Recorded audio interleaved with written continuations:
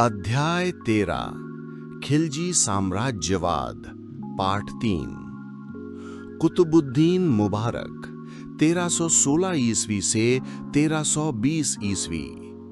नासिरुद्दीन खुसरव शाह 15 अप्रैल 1320 ईस्वी से 5 सितंबर 1320 ईस्वी।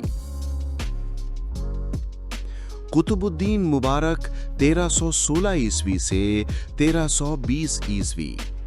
प्रश्न 1। अलाउद्दीन की मृत्यु के बाद मलिक काफूर ने किसे सिंहासन पर बिठाया? उत्तर, अलाउद्दीन के अल्पवयस्क पुत्र शिहाबुद्दीन उमर को।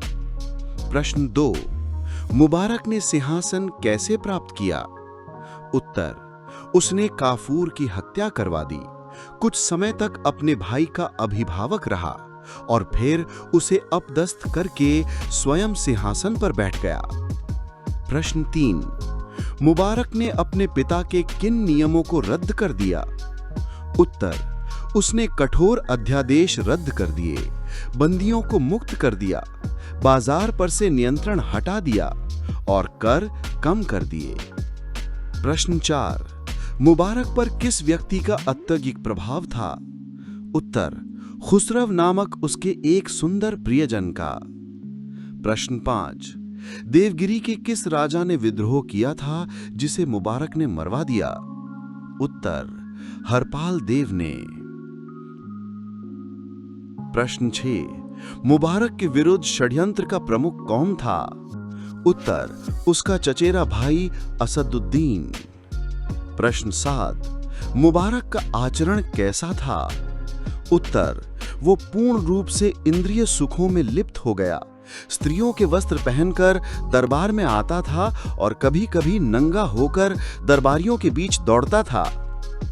प्रश्न 8। मुबारक की हत्या किसने और कब की? उत्तर, उसके प्रिय खुसरव ने 4 अप्रैल 1320 ईस्वी की रात को षड्यंत्र करके उसकी हत्या कर दी। प्रश्न 9। मुबारक ने कौन सी उपाधि धारण की जो मुस्लिम जगत की परंपरा के विरुद्ध थी? उत्तर, उसने स्वयं खलीफा की उपाधि धारण की।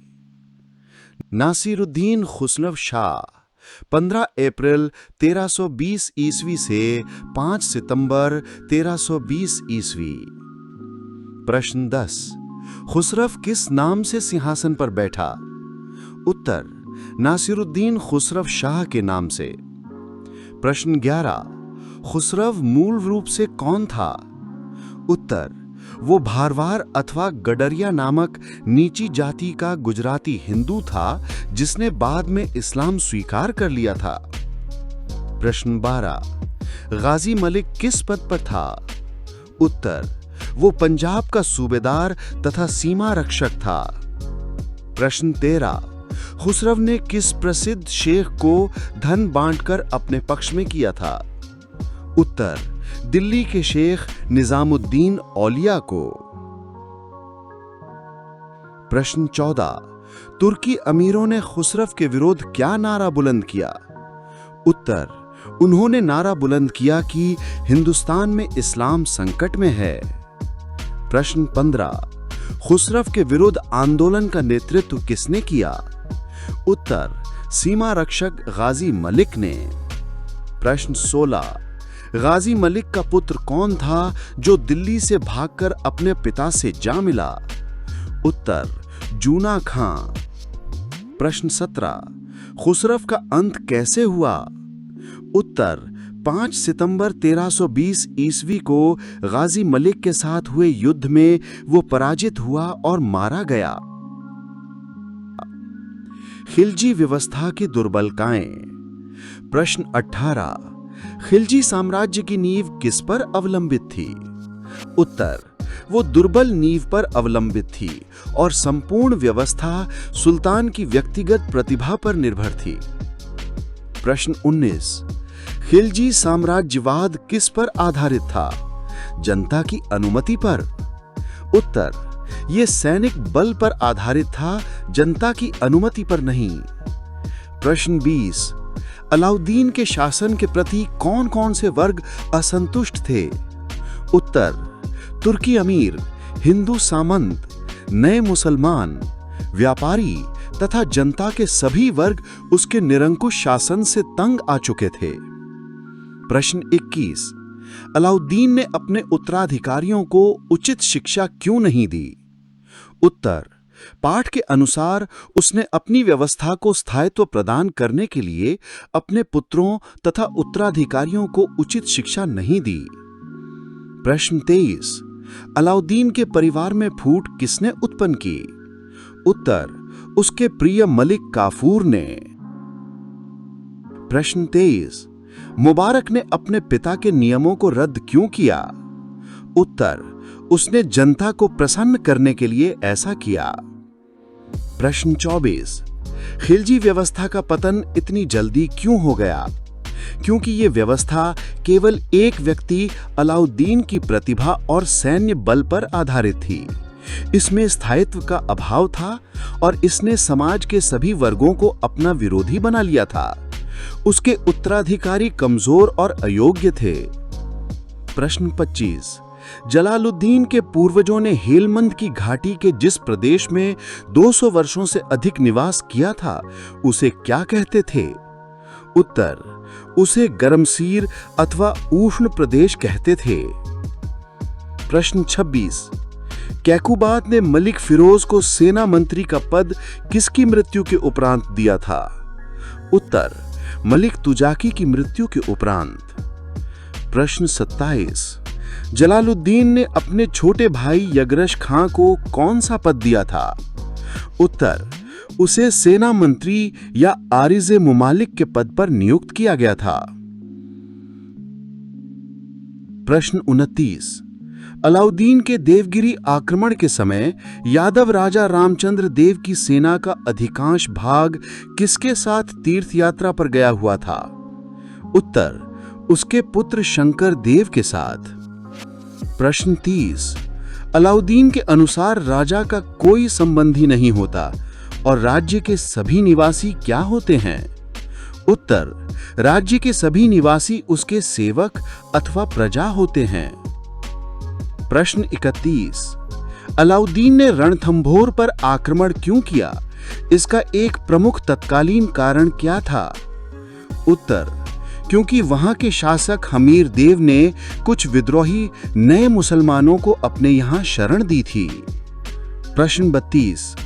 अलाउद्दीन ने चित्तौर के घेरे का आंखों देखा वर्णन किस दरबारी इतिहासकार ने किया है जो उस समय सुल्तान के साथ था? उत्तर: अमीर खुसरव ने। प्रश्न 33।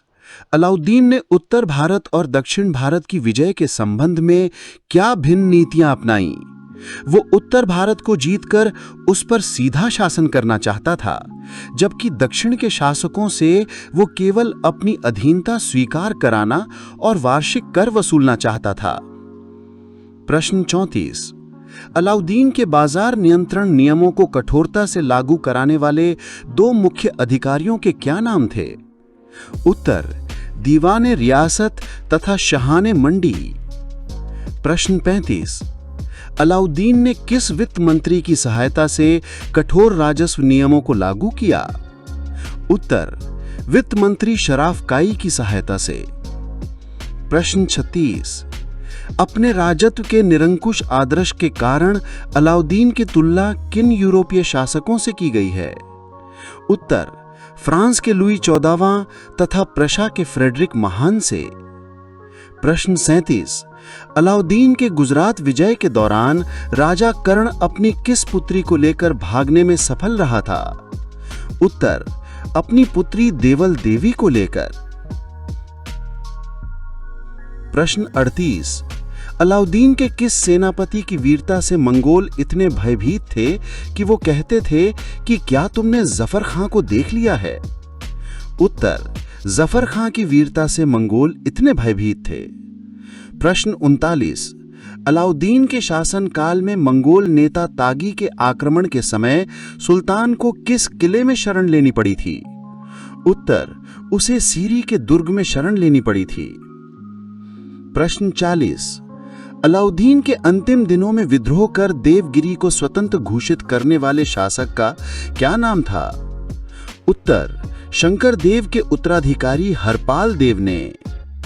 प्रश्न 41, कुतुबुद्दीन मुबारक ने देवगिरी के राजा हरपाल देव को पकड़ने के बाद क्या क्रूर दंड दिया? उत्तर, उसकी जीवित खाल खिंचवाई गई तथा सिर देवगिरी के एक फाटक पर टांग दिया गया। प्रश्न 42, अपने शासन के अंतिम दिनों में कुतुबुद्दीन मुबारक का व्यवहार कैसा हो गया था जिसका उल्लेख बर्नी ने किया है? उत्तर, वो स्त्रियों के वस्त्र धारण करके दरबार में उपस्थित होता था और कभी-कभी नंगा होकर अपने दरबारियों के बीच दौड़ता था।